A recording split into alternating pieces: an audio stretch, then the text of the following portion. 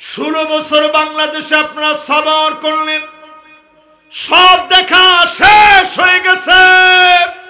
সামনে একটাই স্লোগান উঠবে, সব দেখা শেষ, সামনে হবে আল কোরআনের বাংলাদেশ।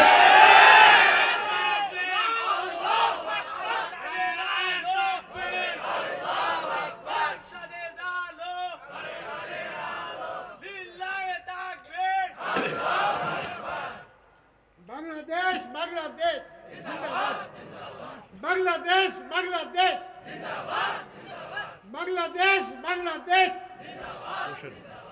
মাশাআল্লাহ, এই যে আমরা স্লোগান দিলাম, আমরা কিন্তু প্রত্যেকেই বলছি আল কোরআনের আলো কোথায় জ্বালো।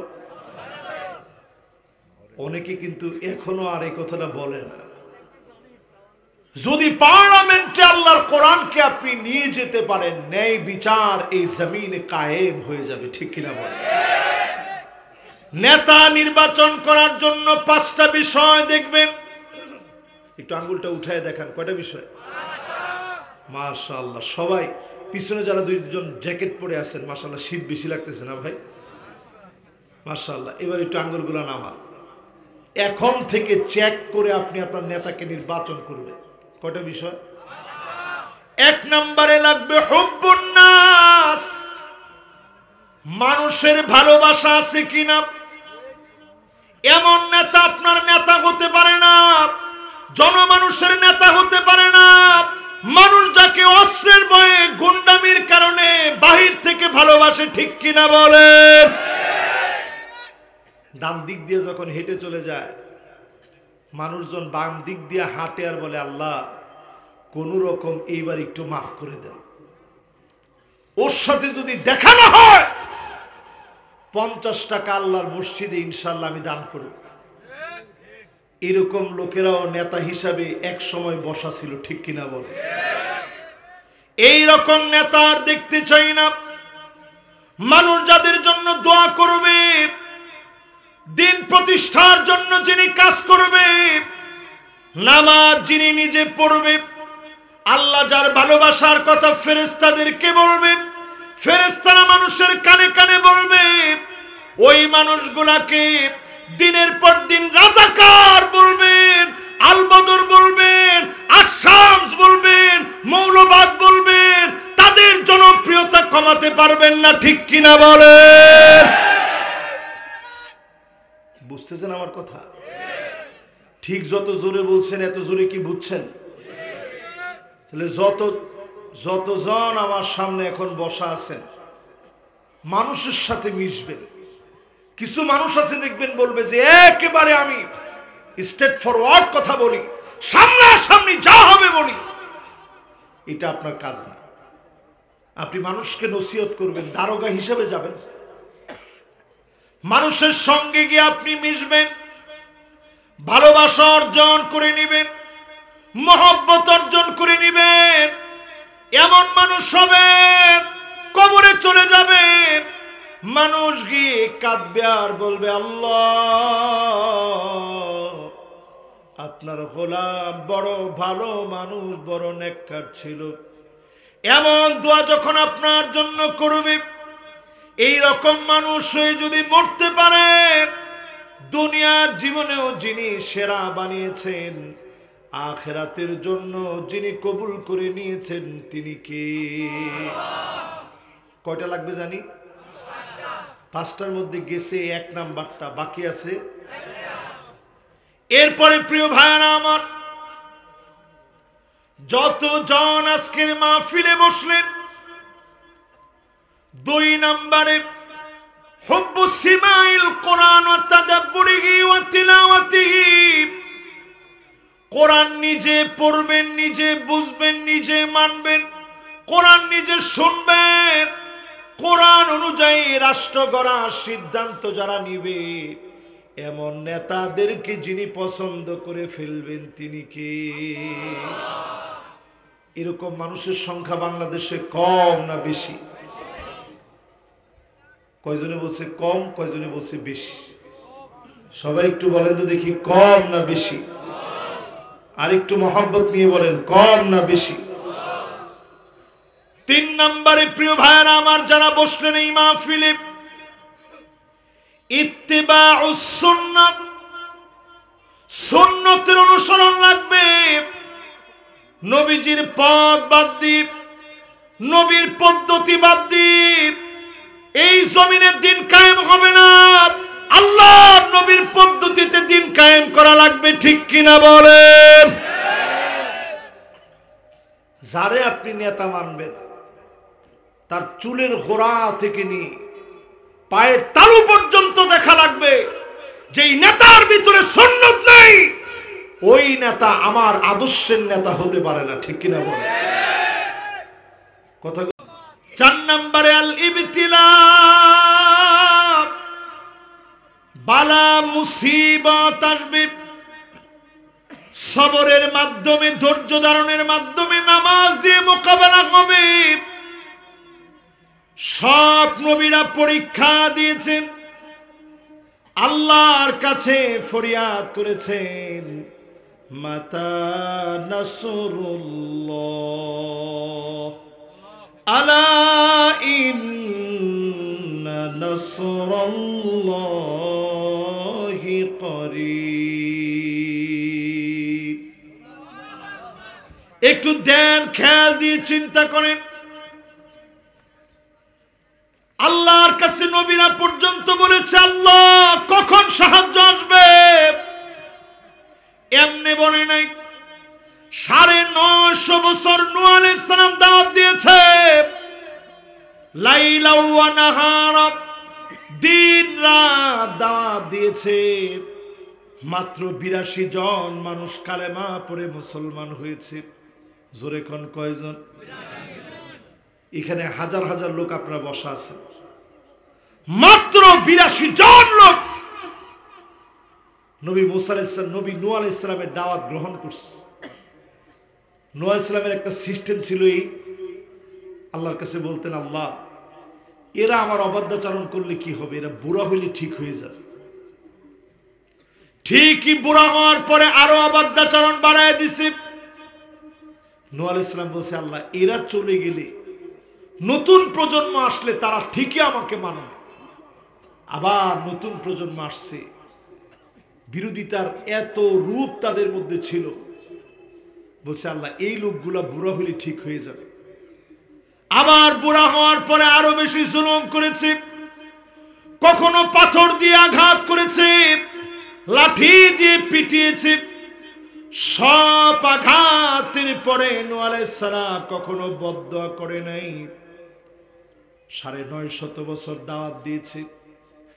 সর্বশেষ যখন নূহ আলাইহিস সালামকে দড়ি দিয়া গলার ভিতরে দড়ি লাগায়া টেনে হিচড়ে নিয়েছে, নূহ আলাইহিস সালাম সহ্য করতে পারে নাই। মনের ভিতরে চোট লেগে গেছে। আল্লাহ 950 বছর ধরে দাওয়াত দিয়েছি, লোকেরা তো দাওয়াত গ্রহণ করলই না। দড়ি লাগায়া গলার ভিতরে টেনে হিচড়ে নিয়েছে। 82 জন সারা সব নাফরমানি করলো। আয় আল্লাহ আপনি শাস্তি দিয়ে দেন। আল্লাহ পাক এমন প্লাবন দিয়েছে, সারা দুনিয়া ব্যাপী প্লাবিত হয়েছে। 82 জনকে আল্লাহ বাঁচায় রেখেছে। আবার এই দুনিয়াকে আল্লাহ পাক সাজায় দিয়েছেন। জালেমদেরকে যিনি ধ্বংস করে দিয়েছেন তিনি কে? এবার আমার দিকে একটু তাকান। নবীজির আল্লাহ 3টা অপশন দিস। জোরে কোন কয়টা? 1 নাম্বার, নবীজিকে আল্লাহ অপশন দিলেন, কুল হুয়াল কাদিরু আলা আইয়াবআসা আলাইকুম আযাবাম মিন ফাওকিকুম। ও নবী, আযাব আসবে উপরের দিক থেকে। সবাই বলেন কোন দিক থেকে? নাসার বিজ্ঞানীরা সবচেয়ে বেশি এই আয়াতটা নিয়ে শঙ্কিত। তাদের গবেষণায় সবচেয়ে বেশি শঙ্কা আর ভয় এই আয়াতটা নিয়ে। আযাব আসবে উপরের দিক থেকে, বেল থেকে থেকে পাথরগুলো ছুটে ছুটে পৃথিবীর দিকে আসবে, বিভিন্ন দেশ মহাদেশ পর্যন্ত নিশ্চিহ্ন হয়ে যাবে, শিলা বৃষ্টি পড়বে, বছর জুড়ে বৃষ্টি হবে, আকাশ থেকে নানা রকমের আযাবগুলো পৃথিবীর দিকে আসবে, তারকাগুলা পড়তে পড়তে উল্কি পিণ্ড আকারে বিভিন্ন জায়গায় পড়বে। আল্লাহর নবী যখনই আযাবের কথা শুনলেন, সঙ্গে সঙ্গে নবীজির দিলের মধ্যে মায়া লেগে গেছে। আল্লাহর নবী বললেন, আউযু বিওয়াজহিক, আল্লাহ তোমার কাছে মাফ চাই, আমার উম্মতকে তুমি শেষ করে দিও না, আদরের মায়ার উম্মতকে ধ্বংস করে দিও না। যখনই আল্লাহর নবী মাফ চেয়েছে, সঙ্গে সঙ্গে নবীজির দোয়া যিনি কবুল করে নিয়েছেন তিনি কে? যদি তা না হইতো, যে পরিমাণ মানুষ এখন নামাজ পড়েন না, ডাইরেক্ট আল্লাহর গজব আমাদের উপরে আসতো, ঠিক কিনা বল? নবীজি মাফ চাইছেন, যিনি মাফ করে দিয়েছেন তিনি কে? আল্লাহ বলছেন সব শেষ হয়ে যাবে, আসমান থেকে আযাব এসে। 2 নাম্বার নবীজি অপশন দিলেন, আও মিন তাহতি আরজুলিকুম, পায়ের নিচ থেকে আযাব আসবে। নিচ থেকে আযাব আসবে মানে কি? ভূমিকম্প হবে, কিয়ামতের আগে ঘন ঘন ভূমিকম্প হবে, ভূমি ধস হবে, টর্নেডো হবে, সাইক্লোন হবে, ঘূর্ণিঝড় হবে। বাবারে কথা বলা যাবে না, আহারে কে কথা বলে বাজান? মেহরবানি করে কথা বলেন না, কথা বললে আমি আমার আলোচনার স্পিড হারিয়ে ফেলি। এখানে কে আছে তুমি এটা দেখো না কেন? এটা আমার কানে আসে। মাশাআল্লাহ, সবাই একটু আল্লাহকে ডাক দিয়ে বলেন আল্লাহু আকবার। যারা কথা বলতে মনে চায় আপনারা ইস্তেগফার করতে থাকবেন, মোবাইল টোবাইল সব এই সময় বন্ধ রেখে, সবাই মোবাইল টোবাইল বন্ধ রেখে শেষ কথাগুলো একেবারে মনোযোগ নিয়ে শুনবেন। রাজি আছেন ইনশাআল্লাহ? এই যে দেখেন মাহফিলের ভিতরে এই একটা সুন্দর মনোযোগ চলে আসছে। জোরে একটু আল্লাহকে ডাক দিয়ে বলেন আল্লাহু আকবার। দিলটা দিয়ে আল্লাহর একটু আরেকটা বার ডাক দেন তো, বলেন তো আল্লাহু আকবার। আল্লাহর নবীকে আল্লাহ অপশন দিলেন 2 নম্বরে, আও মিন তাহতি আরজুলিকুম, নবী পায়ের নিচ থেকে আযাব আসবে, এমন ভূমিকম্প হবে জায়গায় জায়গায় তছনছ হয়ে যাবে। আল্লাহর নবীর বড় মায়া লেগে গেছে, তৎক্ষণাৎ নবীজি বলতেছে, আউযু বিওয়াজহিক, আল্লাহ আপনার কাছে পানাহ চাই, নিচ থেকে আযাব দিয়ে ধ্বংস করে দিয়েন না, নিচ থেকে আযাব দিয়ে মেরে ফেলবেন না। আমার উম্মত বড় আদরের উম্মত। নবীজি যখন আল্লাহর কাছে পানাহ চাইলেন, যিনি আমাদেরকে মাফ করে দিলেন তিনি কে? 2 নম্বর অপশন শেষ। এবার কয় নাম্বার?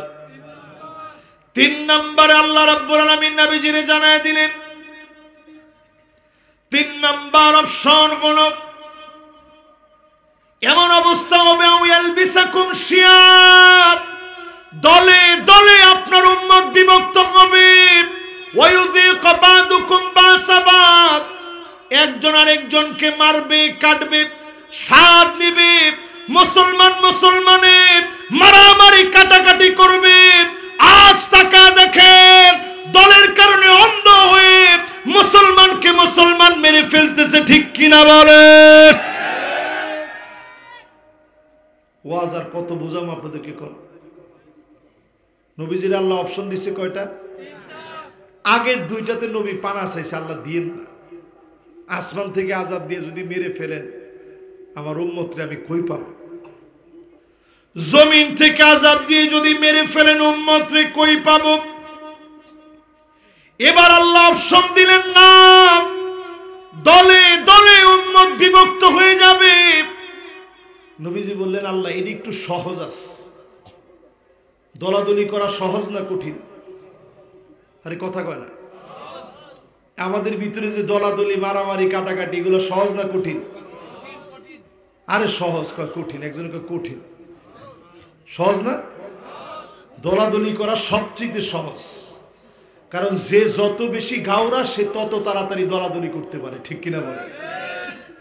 আল্লাহর দল বাদ দিয়ে সব করতে পারে তারা, যে যত বেশি গাওরা সে তত তাড়াতাড়ি দল পাল্টাইতে পারে, ঠিক কিনা বলে? মাশাআল্লাহ, সবাই তো আলোচনা বুঝতেছেন আমার। 3 নাম্বার অপশন আসার পরে নবীজি বললেন, আল্লাহ ঠিক আছে, ভাই ভাই বেশিক্ষণ মারামারি করবে না, আজকেই বাংলাদেশের এই মাহফিলে বলি, আর সময় নাই, গাওরামি তেরামি যা করেছি সব বাদ দেওয়া লাগবে, এই জমিনের দিন কায়েমের জন্য আসা লাগবে, ঠিক কিনা বলে? এখনো কি দলাদলি করবেন? এখনো যদি আপনি মনে করেন না অমুকের টুপিটা তো আমার মতো না, অমুকের পাঞ্জাবি এখনো আমার মতো হয় নাই, ও ফাড়া পাঞ্জাবি পরে আমি জুব্বা পরি, তাইলে আপনি লিখে রাখেন, বেশি দিন এই শান্তি টিকবে না।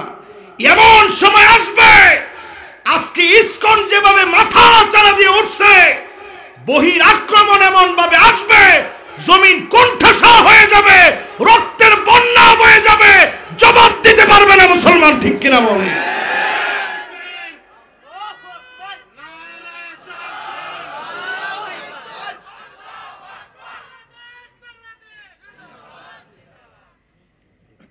যতজন আমার সামনে বসছেন অলরেডি আপনারা নিজের চোখে দেখে ফেলছেন,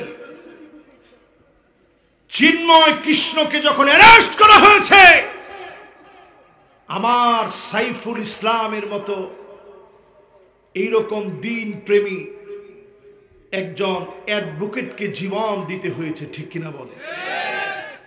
একজন আইনজীবীকে হত্যা করার মধ্য দিয়ে, লোহাগাড়ার সন্তানকে হত্যা করার মধ্য দিয়ে, আইন অঙ্গনে গিয়ে কোর্ট প্রাঙ্গণে হত্যা করার মধ্য দিয়ে আমার মসজিদে আক্রমণ করে তারা উস্কানির আগুন জ্বালিয়ে দিতে চায়। আমি বলতে চাই, মুসলমান লোহার বুট মুসলমানকে চাবাতে পারে এমন কোন দাঁত পৃথিবীতে তৈরি হয় নাই, হয় নাই, হয় না।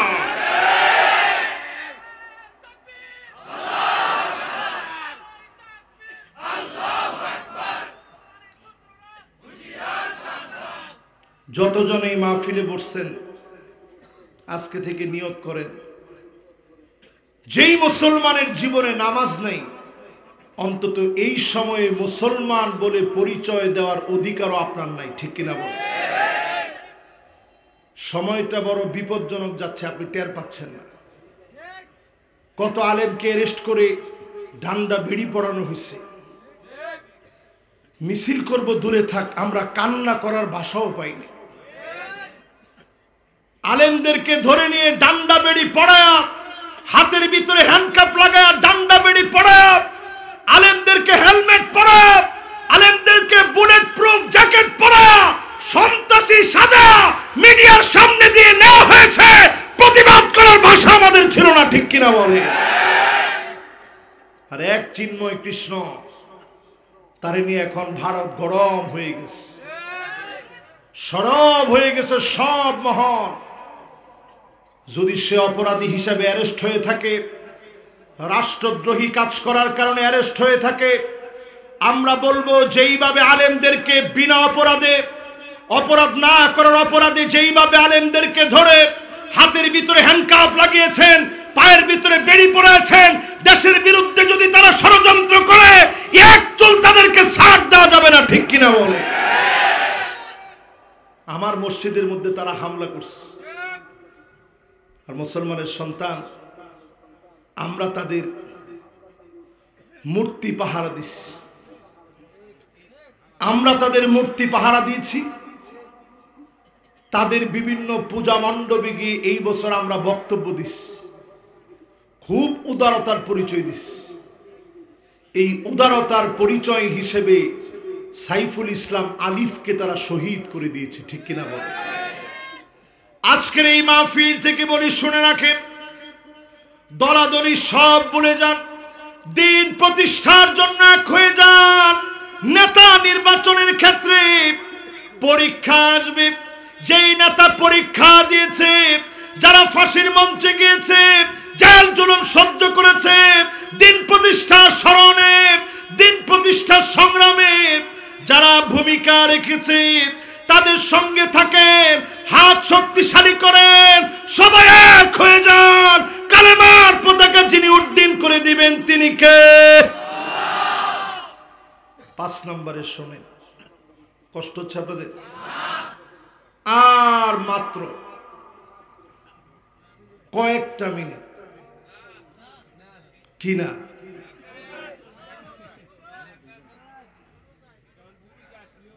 ও ভূমিকা আসছে কেবল 1 ঘন্টা মোটামুটি হয়ে যাচ্ছে, আপনার এখন ভূমিকা আসছে। জোরে একটু কোন আল্লাহু আকবার। তো সবার মনোযোগ আছে তো ইনশাআল্লাহ? মানুষের ভালোবাসা 2 নাম্বার কি? কোরআনের ভালোবাসা। 3 নাম্বার সুন্নাত। 4 নাম্বার পরীক্ষা আসলে পিছায়া যাওয়া যাবে না, ঠিক কিনা বলেন? এবার কয় নাম্বার? 5 নাম্বারে প্রিয় ভাইরা আমার, আপনি যদি দ্বীনের উপরে থাকেন, মান কানা আখিরু কালামিহি লা ইলাহা ইল্লাল্লাহ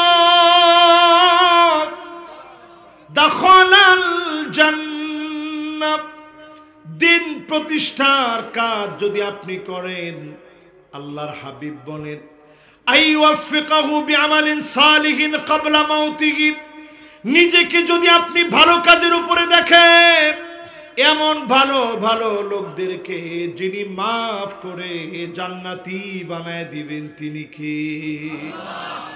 নিজের আপনি দেখছেন চাঁদাবাজির ভিতরে, নিজের আপনি দেখছেন ক্ষমতার লোভে, নিজের আপনি দেখছেন মারামারি কাটাকাটি হানাহানিতে, আপনার জীবনের স্লোগান হবে জয় বাংলা বলতে বলতে মরব, জয় বাংলা বলতে বলতে মরবেন, কালেমা কোনোদিন নসিব হবে না, ঠিক কিনা বলেন? ওই দিনও দেখছি কয়েকজন মিলে বলতেছে, মিছিল করতে গেছিল আর কি, বা ঢাকা শহরে, ঢাকায় মিছিল করতে গিয়ে স্পষ্ট বলতেছে জয় বাংলা বলতে বলতে মরব। পরে কয়েকজন মিলে হাতটা ধরে ফেলছে, ধইরা বেশি মাইটে দেন, একটু মেহমানদারি করছে আর কি। কয়েকটা থাপ্পড় টাপ্পড় দেওয়ার পরে বলতেছে, ভাই আমি প্রবাসী, বিদেশ থেকে আসছি, থাক আমারে মাইরেন না ভাই। একটু আগে না কইছো জয় বাংলা বলতে বলতে মরবি, কইছে না এটা এমনি কইছি, ভুলে বলছি, আর জীবনে বলবো না। এবার একটু আপনারা বলেন, আপনারা কি বলতে বলতে মরবেন? কি বলতে বলতে? একেবারে হাসি দিয়া কোন কি বলতে বলতে মরবেন? এটা কি আপনি বললে আপনি কি কালেমা পড়তে পড়তে মরতে পারবেন? সারা জীবন আপনি ইসলামকে জয় বাংলা করছেন। ইসলামরে কি করছেন? ইসলামরে কেমনে জয় বাংলা করে এটা আপনারা জানেন তো? ইসলামরে আপনি জয় বাংলা করছেন, দাড়িটিরও আপনি জয় বাংলা করে দিচ্ছেন, মানে সব শেষ। নিজের চেহারা বেশভূষার ভিতরে কোথাও মুসলমানের চিহ্ন নাই। আইওয়াফিকাহু বিআমালিন সালিহিন ক্বাবলা মাউতিহি। মৌতের আগে সময় আসবে, এখন আপনি ভালো কাজের সঙ্গে থাকেন, প্রতিদিন খানিকটা সময় হলেও আল্লাহর জন্য আপনি ব্যয় করেন। আপনার জবানে যিনি কালেমা নসিব করায় দিবেন তিনি কে? কালেমা সহকে আপনারা মরতে চান? বিজয় দেখে মরতে চান? বিজয় কবে আসবে? আজকে আমি খুব আনন্দ লাগতেছে আমার, আপনাদের এখানে যখন আসছি, একজন আমার একটা প্রশ্ন দিস, কে জানি প্রশ্নটা দিছেন? অসুবিধা নেই, আপনি দাঁড়াইলে আমি আপনার, মাশাআল্লাহ, দাঁড়ান, অসুবিধা নেই, দাঁড়ান। ভাই আমার সুন্দর একটা প্রশ্ন দিছে, কিন্তু প্রশ্ন যে কই রাখলাম, এই পেয়ে গেছি, মাশাআল্লাহ। এবার বসে দেখেন, মাশাআল্লাহ, সে কিন্তু জেনারেল পড়ুয়া। তার প্রশ্নটার পরেই আমি চিন্তা করছি যে আজকে আমি এই আলোচনাটাই করা দরকার। সে প্রশ্ন দিছে যে হুজুর, গজওয়ে হিন্দ সম্পর্কে রাসূল যে ভবিষ্যৎবাণী করছেন, এটা সম্পর্কে একটু বলবেন এবং এই বিষয়টি একটু বিস্তারিত সে জানতে চেয়েছে। এবার একটু আপনি চিন্তা করে দেখেন, একজন চিন্ময় কৃষ্ণকে অ্যারেস্ট করার পরে ভারত থেকে যেইভাবে কথা বলা হচ্ছে, আমার তো মনে হচ্ছে লড়াই শেষ হয় নাই, এই লড়াই আবার জাগ্রত হয়ে যাবে, ঠিক কিনা বলে? মুসলমান কিন্তু কোনোদিনের জন্য ভয় পায় না। আমরা কিন্তু সংঘাত চাই না। বদর কিন্তু আমরা ঘটাই নাই। তারা যখন আমাদেরকে আক্রমণ করেছে, মুসলমান শুধু প্রতিহত করেছে। যিনি বিজয় দিয়েছেন তিনি কে? এই পৃথিবীর ভিতরে গজওয়ে হিন্দ হবে, মুসলমানের রক্ত এত প্রবাহিত হবে, টাকনো পর্যন্ত রক্ত পৌঁছে যাবে, এত পরিমাণ মুসলমানদেরকে তারা মারবে। আজকে আপনি ভারতের দিকে তাকায় দেখেন, আমার বাবরি মসজিদকে তারা নিয়েছে, জ্ঞানবাপী মসজিদকে তারা দখল করে নিয়েছে। শত শত বছরের ঐতিহ্যবাহী মসজিদ, এই মসজিদগুলোকে তারা ঘুরিয়ে দিয়েছে। রাম মন্দির স্থাপন করেছে, ওই রাম মন্দিরের ভিতরে ফাটল ধরে গেছে। পরিষ্কার বোঝা যাচ্ছে এই পৃথিবীতে সবচেয়ে শক্তিশালী যিনি, তিনি কে? ওই দিন দেখলাম একটা হাতি তার মাহুতকে সরায় দিয়া শিকলটাকে ছিন্ন বিচ্ছিন্ন করে ছিঁড়ে ফেলে দিয়ে সামনের দিকে একটা দৌড় মেরেছে। সামনে ছিল মসজিদ, মসজিদের সামনে গিয়ে মাথা নত করে দিয়ে সেজদা অবনত হয়ে গেছে। দৃশ্যটা দেখে আমার মনে পড়ে গেছে, ওয়াস্তাঈনু বিস-সাবরি ওয়াস-সালাহ। দুনিয়ার মুসলমানেরা বিচলিত হয়ে যেও না। যেখানে মুসলমান সংখ্যায় কম আছো, ওইখানেও নামাজ নিয়ে থাকো, সবর নিয়ে থাকো। হাতিটা কেমন যেন মালিকের কাছে বিচার দিচ্ছে, আয় আল্লাহ, আপনি তো আমারও মালিক। খাবারের যেই কষ্ট আমাকে দেওয়া হচ্ছে, আউয়ালু মান ইউদআ ইলাল জান্নাল হামিদুন। আল্লাহর জান্নাতের ভিতরে প্রথম কাতারের জন্য মালিক সেদিন আমাদেরকে খুঁজবেন, দাঁড় করায় দিবেন। দলে দলে সেদিন প্রথম কাতারে দাঁড়াবেন। আল্লাযীনা ইয়াহমাদুনাল্লাহা ফিস-সাররাই ওয়াদ-দাররা। সুখে দুঃখে কষ্টে আনন্দে যারা প্রশংসা করেছে, তাদেরকে যিনি ডেকে ডেকে প্রথম কাতারে দাঁড় করায় দিবেন, তিনি কে? এই আমাদের মাহফিলের সবক শুরু হয়ে গেছে।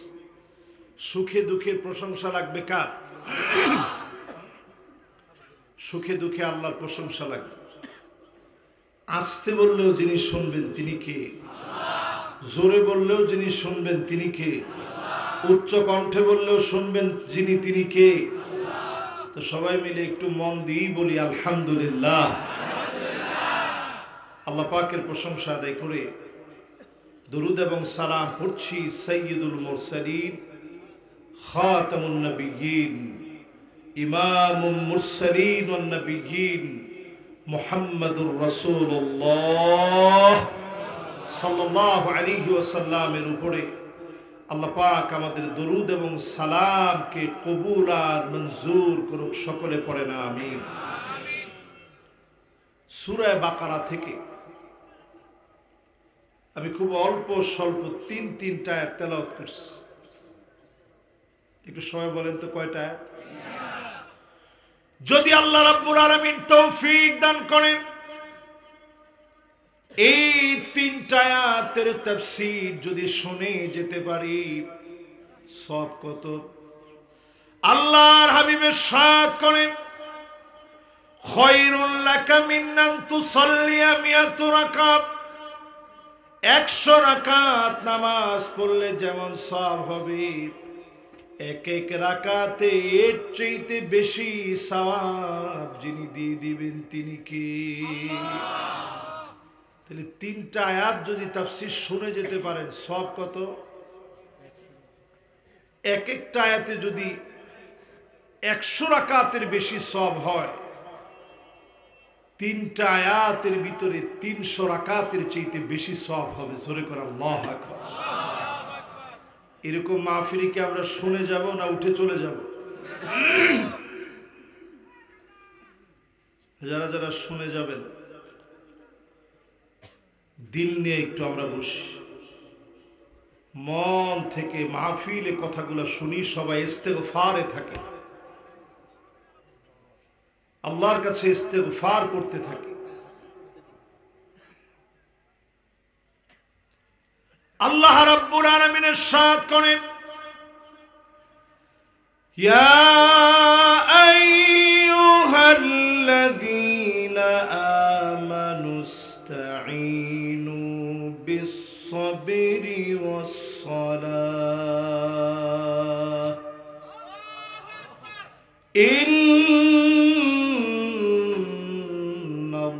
ইন্নাল্লাহা মা'আস-সাবিরিন।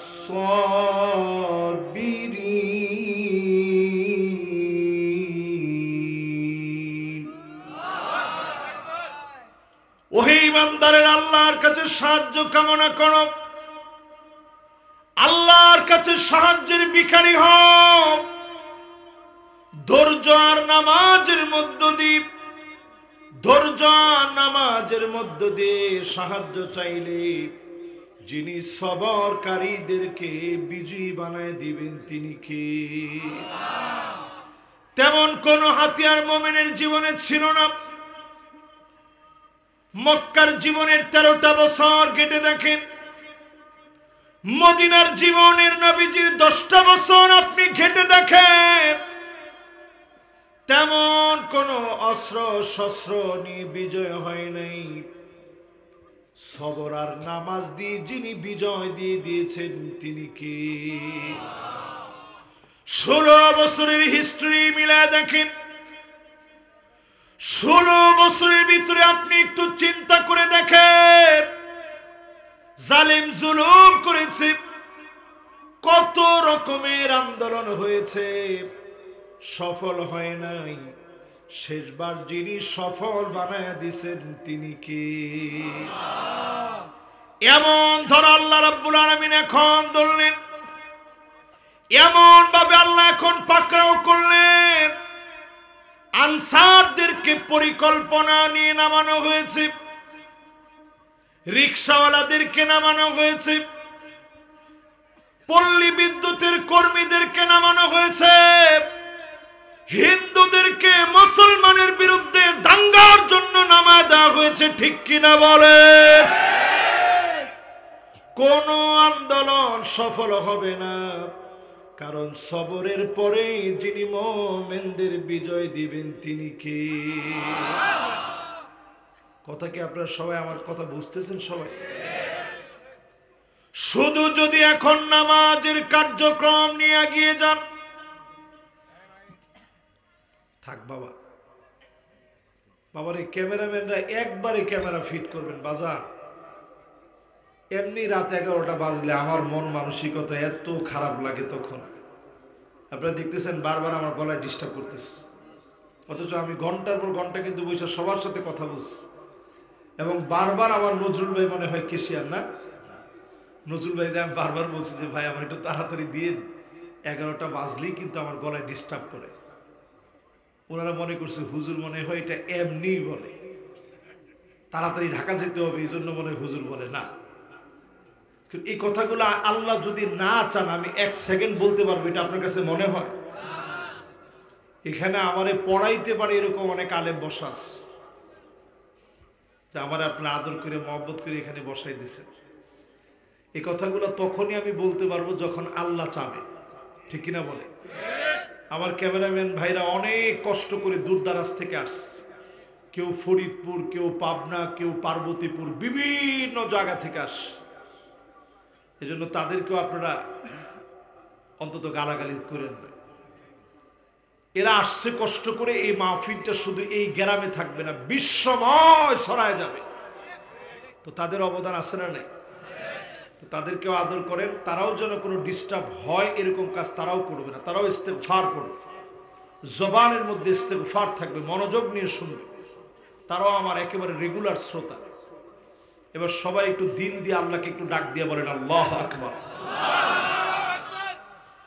বিশ্বনবী 27টা যুদ্ধের ভিতরে অংশগ্রহণ করে নেতৃত্ব দিলেন।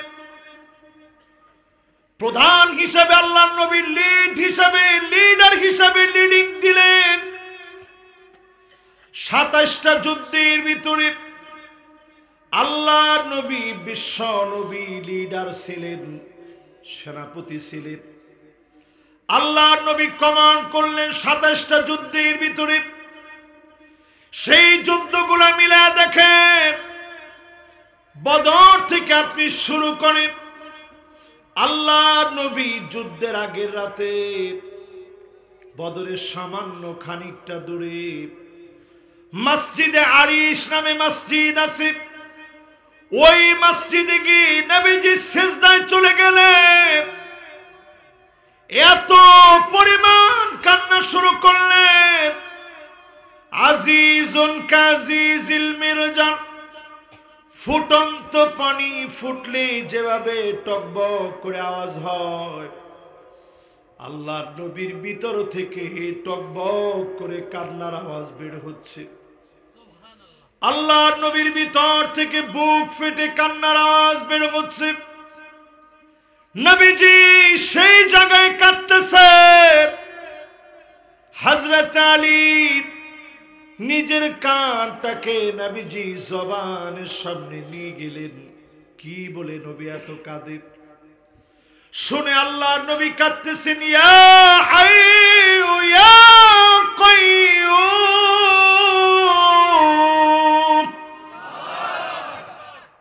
বলেন তো কি বলে কাঁদতেছে? সবার কি নামটা মুখস্থ আছে? একটু জোরে সোরে বলেন তো, ইয়া হাইয়ু ইয়া। ডাইরেক্ট যদি আল্লাহর কাছ থেকে সাহায্য কামনা করেন, সরাসরি যদি আল্লাহর সাহায্য পেতে চান, ইয়া হাইয়ু ইয়া কাইয়্যুম পড়বেন। যিনি আপনাকে সরাসরি সাহায্য করবেন তিনি কে? বদরের প্রান্তে হযরত আলী আর বুঝতে দেরি নেই, ইয়া হাইয়ু ইয়া কাইয়্যুম নবীজি পড়েছে। চিরস্থায়ী চিরঞ্জীব মালিকের সাহায্য চেয়েছে, নিশ্চিত বিজয় আসবে। অবশ্যই বদর প্রান্তে যিনি বিজয় দিয়ে দিয়েছেন তিনি কি? নবীজি তো মুহাজির সাহাবীদেরকে নিয়ে হিজরত করে তো আসছে, আনসারদেরকে মাত্র মদিনা থেকে নবীজি নিয়েছে। তো নবীজির মনে একটু ভয় লাগতেছিল, না জানি আনসাররা চলে যায়। আল্লাহর নবী বললেন, আনসাররা তোমরা কি করবে? লড়াই তো লেগে যাবে, রক্তক্ষয়ী প্রাণান্ত যুদ্ধ লেগে যাবে, রক্তক্ষয়ী লড়াই হবে। এই লড়াইয়ের ভিতরে তোমরা কোন পক্ষে থাকবে? নবী মুসা আলাইহিস সালাম বনি ইসরাঈলদেরকে ডেকেছিল লড়াইয়ের জন্য। সব বনি ইসরাঈল জানায় দিয়েছিলেন, ইযহাব আনতা ওয়া রাব্বুকা ফাকাতিলা, আপনি আর আপনার রব মিলে লড়াই করেন, আমরা লড়াই টড়াই করতে পারবো না। তোমরা কি উত্তর দিবে? আনসার সাহাবীরা বললেন, ইযহাব আনতা ওয়া রাব্বুকা ফাকাতিলা নাহনু মাআকুমা মুকাতিলুন, আপনি আর আপনার রব মিলে লড়াই করবেন, আমরাও জীবন আল্লাহর রাহে কুরবান করে দিব। বলেন আল্লাহু আকবার। নবীজি 27টা লড়াইয়ে নেতৃত্ব দিয়েছেন। ইসলাম এমনি আসেনি। এই ইসলাম প্রতিষ্ঠার পরতে পরতে রক্তের ইতিহাস রয়েছে। এই ইসলাম প্রতিষ্ঠার পরতে পরতে সবরের ইতিহাস রয়েছে। সবর আর সালাতের সমন্বয়ে যিনি বিজয় দিয়েছেন তিনি কি? এবার আমরা বাংলাদেশে একটা বিজয় পাইছি। কয় তারিখ? আরে কথা কয় না, কয় তারিখ? একজন বলছে নতুন বাংলাদেশ। উনি এমনি বুড়া মানুষ, কিন্তু উনি আর নতুন বাংলাদেশ কদ্দূর দেখছে? নতুন বাংলাদেশ পুরাটাই তো আপনাদের জন্য দিয়ে গেছে, ঠিক কিনা বলে? এই যে নতুন বাংলাদেশ কথাটা উনি বলছে, এটা কিন্তু মনের ভালোবাসা থেকে বলছে, একটা আবেগ থেকে বলছে।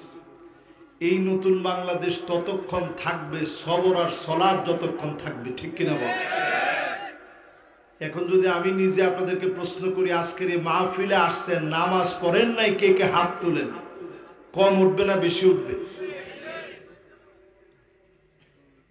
বেশি কিন্তু সবাই বলে না। যারা নামাজ পড়ে নাই একজনও বলে নাই। নামাজ পড়ি নাই এটি তো অন্যায়। আবার কম বেশি বলে অন্যায় করতে যাব কতক্ষণে? এবার একটু বলেন, আসলে কি আপনারা নামাজ পড়ছেন? পড়ছেন? যারা পড়ছেন এরা একটু জোরে বলেন তো ইনশাআল্লাহ। আমার মনে হয় ইনশাআল্লাহর দল ভারী হয়েছে, ভারী হয়েছে, ভারী হয়েছে। তার মানে আশেপাশের যত নামাজিরা আছে সব এই মাহফিলে আসছে, ঠিক কিনা বলে? এই দুনিয়া শুধু নামাজিদের কারণে টিকে আছে। নামাজিরা যেদিন থাকবে না দুনিয়া টিকবে না। নামাজিদের কারণে দুনিয়ায় বিজয় আসে, টিকে আছে। যদি আল্লাহ পাক এই দুনিয়ার দাম মাছির দানা পরিমাণ দিতেন, একজন বেনামাজিকেও মালিক খাওয়াতেন না। লাউ কানাতিদ দুনিয়া তা'দিলু ইনদাল্লাহি জানাহা বাউদাতিন মা সাকা কাফিরুন শুরবাতু মিন মা।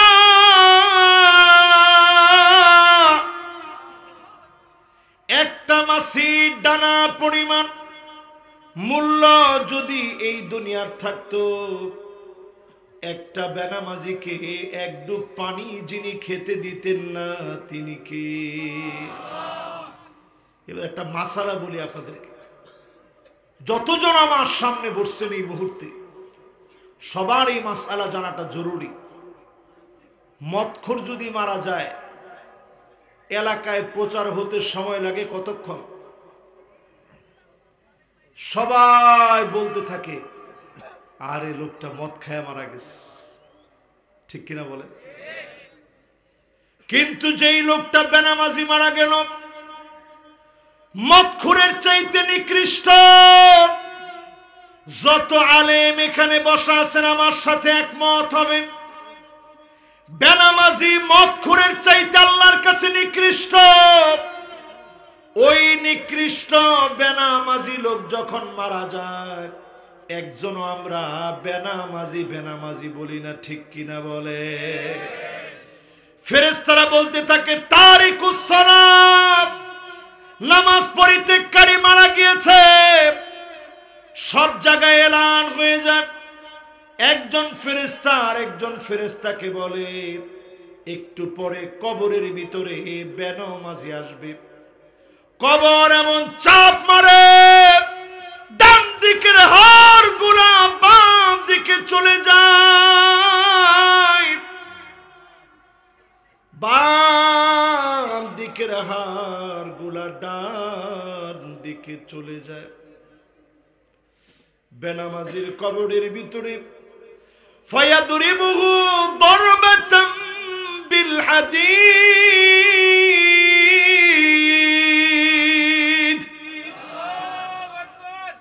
লোহার হাতুড়ি দিয়ে কানের মধ্যে পিটানো হয়, চোখের ভিতর করা হয়। বেনামাজি এমন জোরে চিৎকার করে, ফায়াসিহু সাইহাতান, চতুর্দিকে চিৎকার ছড়ায় পড়ে। বেনামাজি চিৎকার করে কাঁদতে থাকে। কুল কায়নাত তার চিৎকারটা শুনে। অনেক সময় দেখবেন গরু বেঁধে রাখছে, গরু দৌড় মেরে চলে গেছে। দড়ি ছিঁড়ে পালায় গেছে, ছাগল বেঁধে রাখছে, দড়ি ছিঁড়ে পালায় গেছে। শুধুমাত্র এই কবরের চিৎকার শুনি না, মানুষ আর জিন, এই দুইটা সৃষ্টি কবরের আযাবের আওয়াজগুলা শুনি না। আল্লাহ আমাদের কাছ থেকে অদৃশ্য করে রেখে দিয়েছে। নবীজিকে আল্লাহ পাক মাঝে মাঝে দেখাইছেন কবরের ভিতরে কি চলে। আল্লাহ নবী কাঁদতে কাঁদতে দুইটা চোখ ভিজে ফেলেছে, মুবারক গাল ভিজে গেছে। নবীজি হাদিসের ভিতরে বলে গেছেন, আল্লাহ তাদাফানু,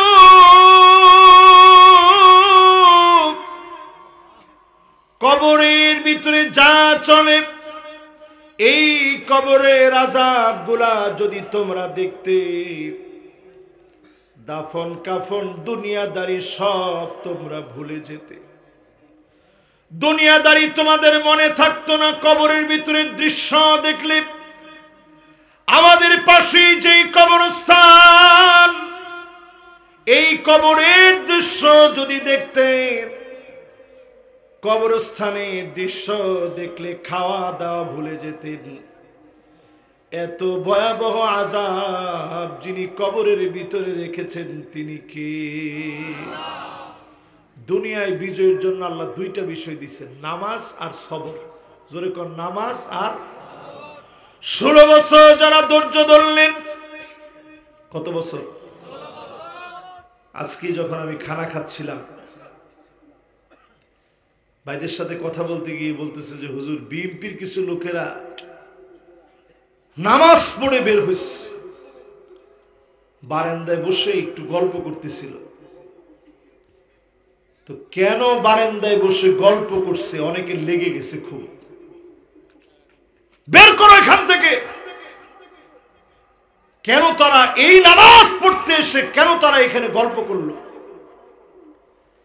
চিন্তা করেন, নামাজ যাদের সহ্য হতো না এখন কিন্তু তাদেরকে খুঁজে পাওয়া যাচ্ছে না, ঠিক কিনা বলেন? এটা বিএনপির ভাইদের কথা বললাম। এবার আপনি যদি চিন্তা করেন, ইসলামী আন্দোলনের এহেন কোনো ভাই নেই। এই যে আমার সাথে যে এই মসজিদের এবং এই মাদ্রাসার যিনি একসময়ের উস্তাদ ছিলেন, উনিও জেল খাটছে। আশেপাশের কত মানুষ জেলের মধ্যে ছিলেন। আল্লাহ রাব্বুল আলামিনের হাবিবকে জেলে রাখা হয়েছিল শিয়াবে আবি তালেব। হত্যা ষড়যন্ত্র করা হয়েছে। মাতৃভূমি থেকে চলে যাওয়ার জন্য বাধ্য করেছে।